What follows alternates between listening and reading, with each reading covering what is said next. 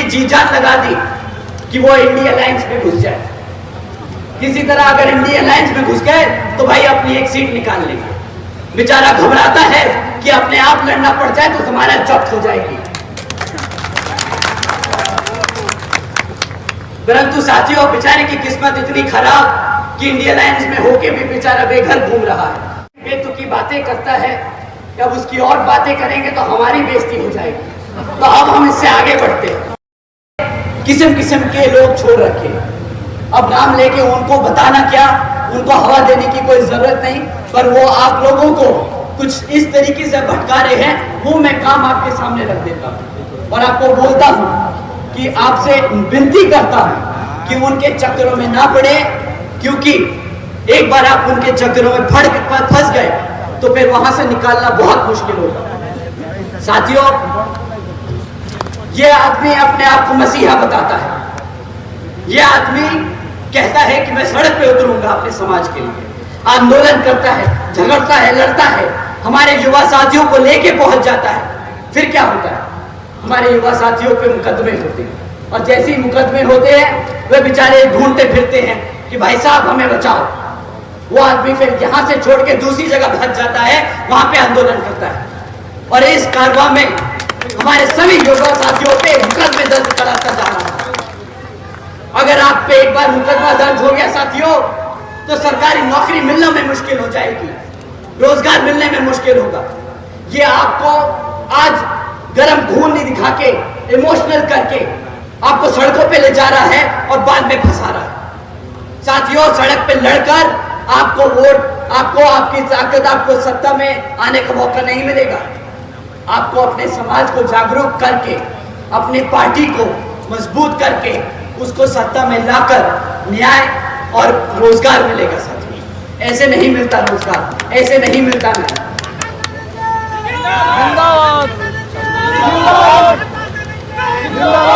साथियों, अभी पिछले कुछ दिनों में इस व्यक्ति ने अपनी पूरी जी जान लगा दी कि वो इंडिया अलायंस में घुस जाए।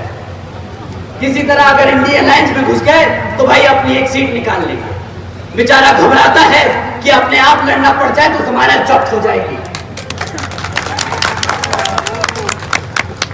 परंतु साथियों, बेचारे की किस्मत इतनी खराब कि इंडिया अलायंस में होके भी बेचारा बेघर घूम रहा है।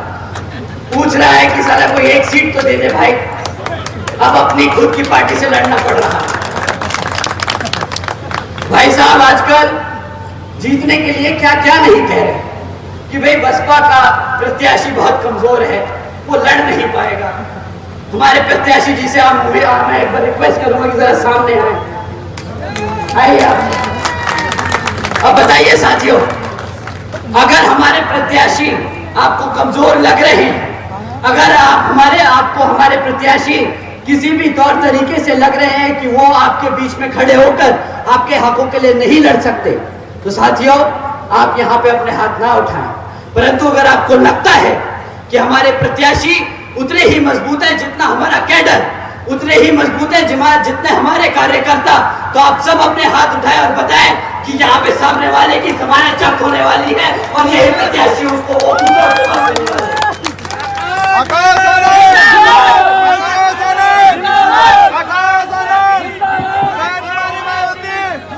सुरेंद्र पाल, तुम आगे बढ़ो। सुरेंद्र पाल जी आगे बढ़ो। सुरेंद्र पाल जी आगे बढ़ो। साथियों, वो ऐसी ऐसी बेतुकी बातें करता है कि अब उसकी और बातें करेंगे तो हमारी बेइज्जती हो जाएगी। तो अब हम इससे आगे बढ़ते हैं। साथियों, जैसा कि आप जानते हैं कि अब लोकसभा चुनाव हो रहे हैं, तो ये किसी भी तरीके के कंडे अपनाएंगे, झूठी अफवाह फैलाएंगे। ये बेचारे नीला पटका पहन के आएंगे। अगर उनका नीला पटका फेल हो जाए तो पार्टी का नाम भी बदल लेंगे, हमारे संस्थापक का नाम रख लेंगे। परंतु आपको इनकी बातों में नहीं आना। ये उतने ही बेकार है जितनी कांग्रेस और बीजेपी, जितनी सपा और आरजेडी। साथियों, आपको इन सब से बच के और समझ के रहना। ये बहुत जरूरी है कि आप लोग अपने पार्टी के मूवमेंट को मजबूत करते चलें और लोगों में आपके कार्यकर्ता आपके प्रत्याशी के बारे में सही बातें आगे रखते रहें और सबको बताते रहें कि आपको इस बारी हाथी के सामने वाला बटन दबाकर यहाँ पर बहन जी के हाथ मजबूत करने का काम करना।